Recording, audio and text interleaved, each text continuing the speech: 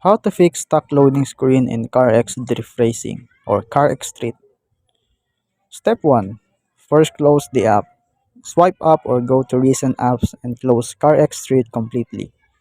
Then relaunch the app. Step 2. Clear cache. For Android only. Go to Settings, Apps, CarX Drift Street, Storage. Then clear cache. Note: don't tap clear data unless you want to reset the progress. Step 3. Check your internet connection.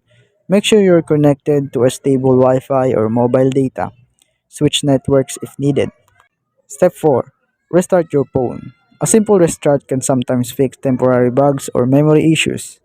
Step 5. Update the game. Go to App Store or Google Play Store and search CarX Street and check if there's an available update. For optional, reinstall the game.